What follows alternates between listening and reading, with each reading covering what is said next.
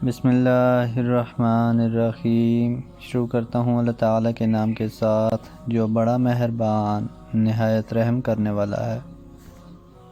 ام المؤمنین سیدہ عائشہ رضی اللہ عنہا سے مروی ہے کہ رسول اللہ صلی اللہ علیہ وآلہ وسلم نے فرمایا، قرآن کا مشاق یعنی اس سے حافظ مراد ہو سکتا ہے ان بزرگ فرشتوں کے ساتھ ہے جو لوح محفوظ کے پاس لکھتے رہتے ہیں، اور جو قرآن پڑھتا ہے اور اس میں اٹکتا ہے اور اس کو مشقت ہوتی ہے اس کو 2 گنا ثواب ہے۔ سیدنا عبداللہ رضی اللہ عنہ نے کہا کہ مجھ سے رسول اللہ صلی اللہ علیہ وآلہ وسلم نے فرمایا، تم میرے آگے قرآن پڑھو۔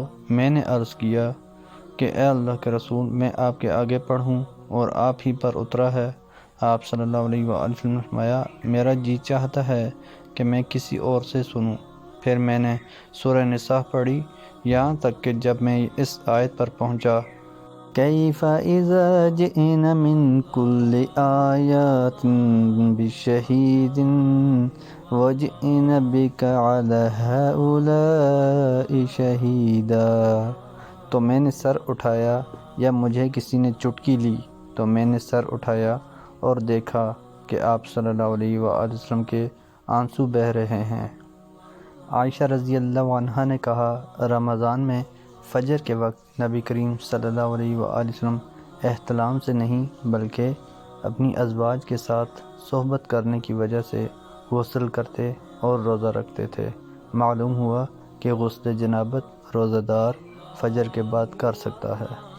عائشہ رضی اللہ عنہا نے کہا کہ نبی کریم صلی اللہ علیہ وآلہ وسلم صبح جنبی ہونے کی حالت میں کرتے، احتلام کی وجہ سے نہیں بلکہ جماع کی وجہ سے۔ پھر آپ روزے سے رہتے، یعنی غسل فجر کی نماز سے پہلے سحری کا وقت نکل جانے کے بعد کرتے۔ حضرت ابو ہریرہ رضی اللہ عنہ نے نبی کریم صلی اللہ علیہ وآلہ وسلم سے روایت کیا کہ آپ صلی اللہ علیہ وآلہ وسلم نے فرمایا، جب کوئی بھول گیا اور کچھ کھا پی لیا تو اسے چاہیے کہ اپنا روزہ پورا کرے، کیونکہ اس کو اللہ نے کھلایا اور پلایا۔ ہم سے عبدان نے بیان کیا، انہوں نے کہا کہ ہم کو عبداللہ بن مبارک نے خبر دی، انہوں نے کہا کہ ہم کو معمر نے خبر دی، انہوں نے کہا ہم سے زہری نے بیان کیا، ان سے عطا بن زید نے، ان سے حمران نے، انہوں نے عثمان بن عفان رضی اللہ عنہ کو وضو کرتے دیکھا۔ آپ نے پہلے اپنے دونوں ہاتھوں پر 3 مرتبہ پانی ڈالا، پھر کلی کی اور ناک صاف کی، پھر 3 مرتبہ چہرہ دھویا، پھر دایاں ہاتھ کہنی تک دھویا، پھر بایاں ہاتھ کہنی تک دھویا 3 مرتبہ۔